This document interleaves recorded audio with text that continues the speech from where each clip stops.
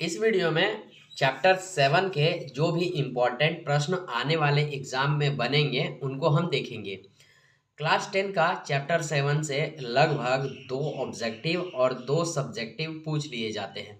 दोनों के ऊपर हम बात करेंगे, लेकिन इससे पहले आपको प्रश्नावली 7.1 और प्रश्नावली 7.2 देखना होगा। अगर आप इन एक्सरसाइज को आप नहीं देखते हैं तो फिर यह वीडियो आपकी काम की नहीं हो सकती है। हाँ, आप बहुत पहले देख चुके हैं कहीं और जगह से तो फिर काम की हो सकती है, लेकिन ज़रा सा भी नहीं देखे फिर काम की नहीं होगी। इसलिए मैं रिकमेंड करूँगा कि आप पहले प्रश्नावली 7.1 और 7.2 देखें। चलिए, मैं आपसे वादा करता हूँ कि अभी जो प्रश्न बताने वाला हूँ वो 99% एग्ज़ाम में आने की चांसेस हैं। मतलब जितने भी प्रश्न मैं आपको देने वाला हूँ इससे बाहर आपके एग्ज़ाम में एक भी प्रश्न नहीं जाने वाले हैं। और सबसे बड़ा बेनिफिट ये होगा कि MCQ किस टाइप के पूछे जाते हैं वो आपको इस प्रश्न में देखने को मिल जाएगा। हम MCQ और सब्जेक्टिव दोनों के ऊपर बात करेंगे। इससे पहले हमने 2 वीडियो डाली हैं, प्रश्नावली 7.1 और प्रश्नावली 7.2। दोनों के दो पार्ट हैं, इसके 2 पार्ट हैं और इसके भी 2 पार्ट हैं। आप उन वीडियोज़ को देखिए, बहुत ही सरल तरीके से हमने उन चीज़ों को बताया है। आइए अब हम चलते हैं वैसे प्रश्नों के ऊपर जो एकदम बोर्ड एग्जाम में फंसेंगे ही फंसेंगे। चलिए भैया, तो वीडियो को शुरू करते हैं। तो यहाँ पर सबसे पहले हम देखने वाले हैं वस्तुनिष्ठ यानी कि MCQ के प्रश्नों को। ठीक, टोटल हमने 10 प्रश्न लिए हैं और ये 10 प्रश्न जो आप करेंगे ना, इससे बाहर आपके एक भी प्रश्न नहीं पूछेंगे। ये मैं आपसे गारंटी लेता हूँ और गारंटी देता हूँ। ओके, चलिए भाई, तो पहला क्वेश्चन देखते हैं हम। पहला क्वेश्चन है यहाँ पर, मूल बिंदु से बिंदु P की दूरी कितनी है। एक बात मैं आपको बता दूं, जब भी दूरी निकालने की बात होती है ना, तो वहाँ पर ना हमें 2 बिंदुओं के निर्देशांक ज्ञात होने चाहिए। जैसे अब देखिए, मान लीजिए ये एक रेखा है और यहाँ एक बिंदु है और एक बिंदु यहाँ है, तो इसे हम P मान लेते हैं और P के निर्देशांक यहाँ दिया हुआ है 3 और इधर दिया हुआ है 4। ठीक, हमने 7.1 में पढ़ा है कि दूरी निकालने के लिए दूरी सूत्र का प्रयोग करते हैं और दूरी निकालने के लिए हमें x1 x2 चाहिए। अब इसका निर्देशांक नहीं है तो देखिए यहाँ बोला है क्या, मूल बिंदु। मूल बिंदु का जो निर्देशांक होता है वो 0 0 होता है। ठीक, कॉन्सेप्ट में बताया भी है। अब देखिए इसका दूरी सूत्र निकालना है तो दूरी सूत्र का एक फार्मूला होता है x2 minus x1 whole square y2 plus y1। अगर आप देखे हैं वीडियो, अभी अभी देख के आए हैं 7.1 7.2, तो आप क्या करेंगे, पहले जितने भी प्रश्न हैं वीडियो को रोक करके खुद से बनाने की कोशिश करेंगे। ये आपके प्रैक्टिस को निखारेगा। और नहीं बने तब जाके इस वीडियो को कंटिन्यू करना, और बन जाए तो आप कंफर्म कर लेना देख करके, थोड़ा स्पीड बढ़ा के देख लेना।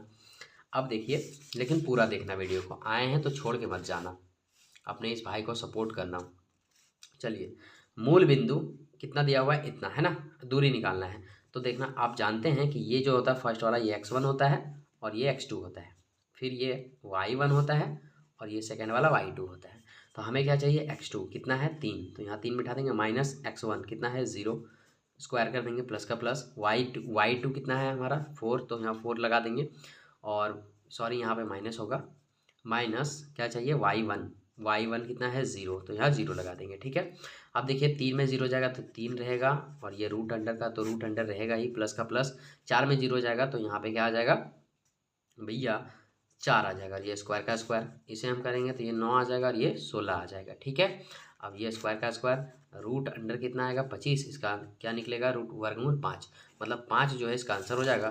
कहाँ है 5, तो ये 5 मात्रक जो है सो ऑप्शन में दिया, option number C right answer हो जाएगा। आई बात समझ में, तो ऐसे ही आपको वहाँ पर भी बनाने हैं एग्जाम में। नेक्स्ट क्वेश्चन है, एक्स निर्देशांक को क्या कहते हैं, तो एक्स निर्देशांक को भुज कहते हैं। ठीक, नेक्स्ट क्वेश्चन है, वाई निर्देशांक को क्या कहते हैं, तो वाई को कोटि कहते हैं। जब हम प्रश्नावली 7.1 पढ़ा रहे थे उस समय सारा कुछ हमने कॉन्सेप्ट वाले पेज पर बताया है। बिंदुओं P और Q के बीच की दूरी कितनी है, जिस प्रकार से अभी हमने इसको निकाला है उसी प्रकार से आपको इसे भी निकाल देना है। देखिए कैसे होगा, चलिए इसको भी बना देते हैं फटाक से। तो अब जान, ये P और Q है, तो मान लीजिए यहाँ से यहाँ P और ये Q, ये है P और ये है Q। P के जो निर्देशांक है वो 4,6 और Q के निर्देशांक जो हैं वो हम कितना दिया हुआ है 6,8। इस प्रकार से x1 और ये क्या हो जाएगा x2 और ये y1 और ये हो जाएगा क्या y2। ठीक है। दूरी सूत्र का हम प्रयोग करेंगे, तो दूरी सूत्र क्या होता है वो x2 माइनस x1 का होल स्क्वायर और y2 माइनस y1 का होल स्क्वायर। ठीक है। अब देखिए x2 यहाँ पर कितना है भैया, तो बिठा दीजिए। x2 हमारा दिया हुआ है 6 माइनस x1 कितना है 4 का होल स्क्वायर प्लस का प्लस y2 हमारे पास 4 है 8 है, तो 8 बिठा देंगे माइनस, और y1 कितना है 6 है, यहाँ पे स्क्वायर बिठा देंगे। ठीक, 6 में हमारे पास 4 चला जाएगा तो 2 बचेगा, स्क्वायर का स्क्वायर, ये रूट अंडर का रूट अंडर ना भूलेंगे, प्लस का प्लस, 8 में 6 जाएगा तो 2 बचेगा, और रूट अंडर का रूट अंडर। ठीक है। अब ये हमारा क्या है, ये हो जाएगा 2 दूनी 4 और ये भी हो जाएगा 2 दूनी 4, रूट अंडर 4 को जोड़ेंगे तो ये 8 हो जाएगा। 8 का अगर वर्गमूल निकालेंगे तो 2√2 आएगा, मतलब 2√2 जो है सो आंसर में हो सकता है ऑप्शंस में। तो ऑप्शन हमारा 2√2 किस में है, बी में, तो ये हो जाएगा आपका करेक्ट आंसर बी। आई बात समझ में। चलिए हम आगे बढ़ते हैं। ये जो ऑब्जेक्टिव है ना बहुत ही ज़्यादा इंपॉर्टेंट है, आप इसे हल्के में ना लेंगे। ठीक, सारी चीज़ों का आप रिवाइज करेंगे और वीडियो को रोकिए और 5 नंबर को खुद को पहले बनाइए, खुद से बनाइए। ये चीज़ों को हमने एकदम बढ़िया से बताया आपको। 7.2 का ये क्वेश्चन है और बहुत ही ज़्यादा ईजी है। ठीक, चलिए वीडियो को रोक लीजिए, बनाइए पहले। चलिए फिर हम देखते हैं क्या दिया हुआ है। बिंदु इतना और इतना को मिलाने वाले रेखाखंड का मध्य बिंदु क्या है। तो देखिए एक ये मान लीजिए रेखाखंड है और इसका नाम P है और इसका नाम Q है। ये फर्स्ट वाला जो निर्देशांक है ये मान लो P दिया हुआ है, और जो सेकंड वाला निर्देशांक है 4 7, ये मान लो Q दिया हुआ है। ठीक है। अब इसका मध्य बिंदु निकालना है, मतलब ये वाला ऐसा। तो देखिए मध्य बिंदु निकालने के लिए यहाँ से यहाँ तक मध्य बिंदु में मतलब मध्य में है, तो यहाँ से यहाँ ये बराबर है और ये भी क्या है बराबर है, मतलब ये और ये, इसका मान अगर 1 होगा इसका भी मान 1 होगा, इसका 2 मान होगा तो इसका भी 2 होगा। मतलब ये जो कहलाता था M1 कहलाता है और ये कहलाता था M2 कहलाता था। जब M2 और M1 बराबर हो तो आप क्या करते हैं, आप एक फार्मूला लगाते हैं x1 प्लस x2/2 और y1 प्लस y2/2। ठीक है। यहाँ पे x1 कितना है 2 बिठा दीजिए, x2 कितना है 4 बिठा दीजिए और बट्टा 2 कर दीजिए, y1 कितना है 5 बिठा दीजिए, y2 कितना है 7 बिठा दीजिए, भागा 2 कर दीजिए। अब यहाँ से 6 हो जाएगा, भागा करेंगे 2 तो 3, और यहाँ 7 5 7 5 12 भागा 6, तो आया कितना 3,6। देखिए ये ऑप्शन में है क्या 3,6, हाँ हो सकता है 3,6 है, 5 का ऑप्शन सी आंसर हो जाएगा। ठीक है। आइए आगे। ए बी और सी 3 बिंदु संरेखी होते हैं जब, ये एक फार्मूला दिया हो, कुछ नहीं है, इजी है पूरा। देखिए कैसे करेंगे। यहाँ पे ये मान लीजिए आपके पास एक रेखा है, हम नाम दिए हैं इसे ए, और एक यहाँ रेखा ले लेते हैं बी, और ये ले लेते हैं सी। ठीक है। अब ये देखो क्या होगा ना, आप क्या करो ए और सी को जोड़ दो, मतलब यहाँ से पूरा यहाँ तक, यहाँ से यहाँ तक क्या कहलाएगा ए सी कहलाएगा। अब ए और सी को निकालने के लिए आप क्या करोगे, ए प्लस बी कर दोगे, बराबर में ए बी, ये पूरा ए बी ले लोगे प्लस और ये पूरा बी सी ले लोगे, तब ना हो जाएगा पूरा ए सी। तो एक फार्मूला बन गया क्या, ए सी बराबर A B plus B C, sorry नहीं लिखा, ए सी बराबर A B plus B C. फिर से करके दिखा देता हूँ। ये मान लीजिए आपके पास एक रेखा है, यहाँ ए लिए हैं और यहाँ बी लिए हैं और यहाँ सी ले लिए हैं। अब यहाँ से यहाँ तक लिए आप क्या ए सी, तो ए सी के बराबर में आप क्या लिख सकते हो ए बी, ठीक है, और प्लस बी सी, तब ना आपका पूरा ये ए सी निकलेगा। तो ए सी बराबर एक फार्मूला बन गया क्या, A B plus B C. तो ये है कहाँ पर भैया A B plus B C, तो देखिए यहाँ उल्टा के लिख दिया थोड़ा सा। ठीक है, तो क्या दिक्कत है, ये ऑप्शन ए हो जाएगा ए सी बराबर A B plus B C. ठीक है। 7 नंबर प्रश्न, यदि बिंदु ए बी सी संरेखी हो तो के का मान ज्ञात कीजिए। ए बी और ये दिया हुआ है, इसे हम संरेखी सी मान लेंगे।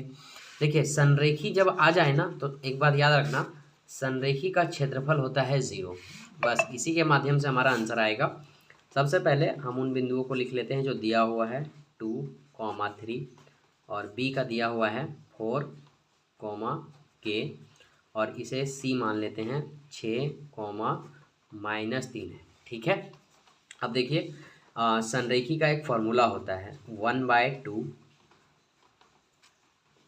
x1 y2 minus y3 plus x2 y3 minus y1 plus x3 और y1 माइनस y2, ये फॉर्मूला होता है संरेखी का। ये फार्मूला अगर भूल जाएंगे तो अभी मैं लास्ट में आपको बताऊंगा कि इस फार्मूले को कैसे याद रखेंगे। चलिए अब देखिए यहाँ पे y1 x1 चाहिए तो हमें कैसे पता चलेगा कौन क्या है। तो ये जो है ना, ये है x1, ये है x2, ये है x3। सेकेंड वाला y1 y2 y3, ये फर्स्ट पे है इसलिए 1 1, ये सेकेंड पे इसलिए सेकेंड सेकेंड, और ये थर्ड पे इसलिए थर्ड थर्ड। ठीक है, बस आप मान बिठा दीजिए। 1/2 का 1/2 बड़ा ब्रैकेट, x1 का मान कितना है 2 बिठा देंगे, y2 का मान कितना है k बिठा देंगे, माइनस का -3 y3 चाहिए तो y3 खुद -3 है, तो ये वाला माइनस और ये माइनस क्या हो जाएगा प्लस, ये प्लस का फिर से प्लस देंगे। x2 चाहिए, x2 का मान कितना है भैया 4, तो यहाँ 4 बिठाएंगे, ब्रैकेट बंद, y3 कितना है y3 का मान यहाँ पर हमें कितना चाहिए -3, ये माइनस का माइनस y1 कितना है यहाँ पे फिर से -3 है, रख देंगे, प्लस का प्लस x3 का मान यहाँ 6 है बिठा देंगे, y1 का मान कितना है 3 है लिख देंगे, माइनस y2 का मान कितना है खुद k है, तो यहाँ पर k रख देंगे, बड़ा ब्रैकेट से बंद कर देंगे। याद रखिए फॉर्मूला के बाद 0 लगेगा, क्योंकि इस क्षेत्र संरेखी बिंदु का जो क्षेत्रफल होता है वो 0 होता है। ठीक है, ये 1/2 का 1/2 होगा, ब्रैकेट का ब्रैकेट, 2 को हम कैसे गुना करेंगे तो ये हो जाएगा 2k + 6, 2 तिया 6, फिर से यही काम यहाँ करेंगे, प्लस का प्लस, अब देखिए 4 गुना, यहाँ 3 और 3 कितने हो जाएंगे 6, लेकिन किस में माइनस में, प्लस 6 को 3 से गुना करेंगे तो 6 तिया 18, और 6 को कैसे गुना करेंगे तो ये हो जाएगा 6k, ब्रैकेट का ब्रैकेट, 1/2 का 1/2 यहाँ हो जाएगा। अब फिर से यहाँ हम देखेंगे 2k + 6, अब देखिए यहाँ माइनस है यहाँ प्लस है, तो 6 चौक 24 माइनस में, और यहाँ प्लस में 18, और माइनस में यहाँ पर 6k, ब्रैकेट बंद। अब देखिए 1/2 का 1/2 2k, और यहाँ -4k है। ठीक है, और यहाँ देखिए 18 और 6 24, और माइनस ये 24, और इधर 4k 2k में 6k जाएगा तो ये आ जाएगा -4k, और बराबर में 0 0 तो चलेगा ही। ठीक है, कोई दिक्कत है नहीं। अब देखिए ये माइनस का 24 प्लस का 24 ये आपस में कट जाएंगे 1/2, और इधर बचेगा क्या गुना के फॉर्म में, -4k = 0, -4k बराबर, ये जो 2 है ये बराबर के इधर गुना में आ जाएगा, तो 0 के साथ गुना हो जाएगा, -4k = 0। ठीक है, अब आगे बढ़ते हैं, k = 0, और ये जो 4k है -4 माइनस में है ये आ जाएगा बट 0 के नीचे। मैथ का रूल कहता है कि 0 के नीचे अगर कोई भी संख्या हो तो उसका मान क्या हो जाता है 0, मतलब हमारा k का जो मान आया वो कितना आ गया, वो आ गया 0। तो यहाँ पर आप देखेंगे ऑप्शन में 0 कहाँ है, B, तो ये हो जाएगा B। आई बात समझ में।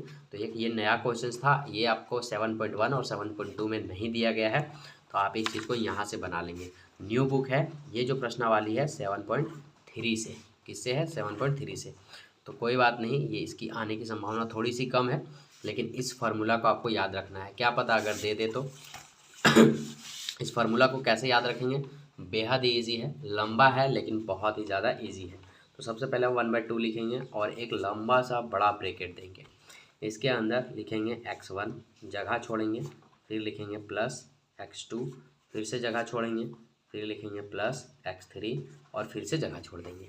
ठीक है, फिर सब में लिखेंगे y minus Y, y minus Y, y minus Y. ठीक है, x लिखने के बाद सिर्फ y बचेगा, y भी सब में लिख दिए। अब देखिए यहाँ पर क्या है 1 है, तो 1 के बाद क्या आता है 2, 2 के बाद क्या आता है 3, यहाँ 2 है तो 2 के बाद क्या आता है 3, और देखो यहाँ काउंट हो रहा है 1 2 3 में। ठीक है, तो 1 से 2 पे जाना है, 2 से 3 पे जाना है, अब 3 से 4 है नहीं, कहाँ जाएंगे, तो फिर 3 से 1 पे वापस आ जाना है, तो यहाँ 2 3 और 3 से कहाँ आ जाना है वापस 1 पे, हो गया। फिर यहाँ 3 है, तो 3 के बाद क्या आता है 1, और 1 के बाद क्या आता है 2, तो इस प्रकार से हमारा ये फार्मूला संरेखी वाला बनता है। आई बात समझ में। चलिए आगे बढ़ते हैं। अब देखिए क्या है हमारा क्वेश्चन 8, बिंदुओं इतना और इतना को जोड़ने वाले रेखाखंड को y अक्ष किस अनुपात में विभाजित करती है। कैसे करेंगे इस प्रश्न को, हमने इस प्रश्न को भी अच्छे से बनाया है। 2 बिंदु हमारे पास दे रखा है, इस बिंदुओं को हम ले लेते हैं नाम A और B। यहाँ पर क्या है 5 कॉमा -6 और इधर है -1 कॉमा -4 को जोड़ने वाले रेखाखंड वाई अक्ष को किस अनुपात में विभाजित करेगा। तो देखिए इस चीज़ को हमने आपको बताया है कि जिस अक्ष के बारे में बोले उसे आप 0 ले लेना। क्या ले लेना? 0। या फिर वाई अक्ष को किस अनुपात में विभाजित करेगा, तो आप इसे क्या लेंगे?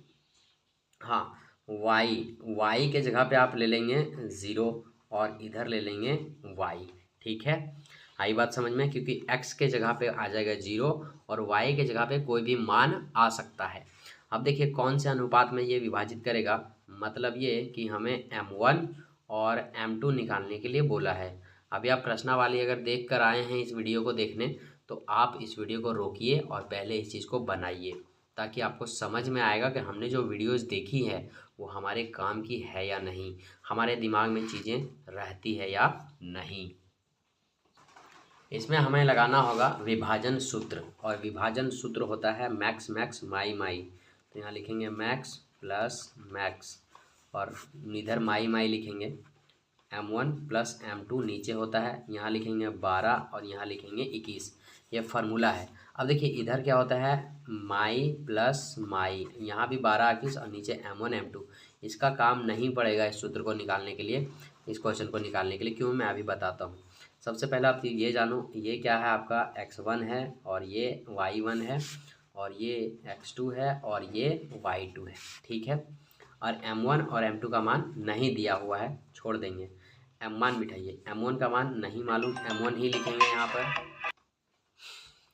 यहाँ पे कुछ बीच में नहीं, मतलब कुछ नहीं, मतलब गुना है। ये है x2, x2 का मान किधर है भैया, तो ये है -1, तो यहाँ हम लगा देंगे -1 प्लस का प्लस देंगे। और m2 किधर है, m2 नहीं मालूम है, तो m2 छोड़ देंगे, गुना x1 का मान कितना है 5, तो यहाँ पर हम 5 लगा देंगे। और नीचे हमें चाहिए क्या, m1 प्लस m2। अब इसको हमने क्यों काट डाला, क्योंकि देखिए क्या होता है, निर्देशांक आप जानते होंगे, ये जो होता है ये x होता है और ये खुद y होता है। तो हमने सिर्फ और सिर्फ x से मतलब रखा है, ये पूरा भाग y कहलाता है और ये पूरा भाग x कहलाता है। तो बस x के बराबर पे ही हमें चलना है। ठीक है, तो हमारा 0 का मान आ गया है कितना, इतना, ये वाला पूरा। तो 0 के बराबर में इतना लिखेंगे, तो -m1 को -1 से गुना करेंगे तो हो जाएगा ये -1m1। ठीक है, और इसके बाद ये प्लस का प्लस, और m2 को गुना करेंगे हम 5 से, तो ये हो जाएगा 5m2। और ये जो है ये बट्टा का बट्टा में रहेगा m1 प्लस m2। ठीक है, तो ये दोनों इधर आ जाएगा और गुना हो जाएगा 0 से। तो 0 से जैसे गुना होगा ये m1 प्लस m2 और बराबर में -m1 प्लस m2। तो ये पूरा का पूरा जो है सो 0 हो जाएगा। तो 0 बराबर में फिर से लिखेंगे -m1 और फिर प्लस 5m2। ठीक है, अब इधर 0 है। अब देखिए कोई एक चीज़ इधर आ जाएगा, ये जो -1m है ना, इधर आ जाएगा तो हो जाएगा प्लस, तो ये हो जाएगा +m1 बराबर 5m2। ठीक है, अब देखिए यहाँ हम लिखेंगे m1 का m1 और ये m1 बराबर यहाँ 5 का 5, और ये जो m2 है ये गुना में है, बराबर के इधर आ जाएगा, तो ये m2 हो जाएगा। और ये जो 1 है ये गुना में बराबर के इधर आ जाएगा, तो ऐसे हो जाएगा। आप देख सकते हैं कि m1 बराबर 5 और m2 बराबर कितना आया, 1। मतलब आप लिख सकते हैं m1 अनुपात m2 का जो मान है वो कितना आएगा, 5:1 आएगा। समझ में आई बात? तो 5:1 आया हमारा। ठीक है, देखते हैं ऑप्शन में है या नहीं। तो ये है ऑप्शंस में ऑप्शन नंबर सी। ठीक है, क्लियर हो गया? ऐसे बनता है सवाल। ठीक, चलिए जो 9 नंबर है ये हम न्यू बुक से कवर कर रहे हैं, और न्यू बुक में ये जो है ये प्रश्न 7.3 से है। तो ये अभी अबर एग्जाम में नहीं आएगा, इसलिए इसको नहीं पढ़ना है। यदि बिंदु इतना और इतना इतना डी एक समांतर चतुर्भुज के शीर्ष इसी क्रम में है तो पी के मान ज्ञात कीजिए। सब सब्जेक्टिव में करा कर रखा है, 7.2 का ये क्वेश्चन है, आप जाइए और वहाँ से बनाइए। चलिए, तो ऑब्जेक्टिव का सेशन खत्म होता है। इसका जो PDF अगर आपको चाहिए तो डिस्क्रिप्शन में लिंक दे देंगे। और अगर आप प्रश्नावली 7.1 नहीं पढ़े हैं, पढ़ना चाहते हैं, 7.2 नहीं पढ़े हैं, पढ़ना चाहते हैं, तो डिस्क्रिप्शन चेक कीजिए, वहाँ पर चारों पार्ट के आपको लिंक मिल जाएंगे। आप वहाँ से जाके देख सकते हैं या फिर चैनल विजिट कीजिए। अति लघु उत्तरीय प्रश्न जो 2 नंबर के आते हैं उसका प्रश्न का आप चेहरा देख लीजिए। सारी चीज़ों को हम करवा चुके हैं।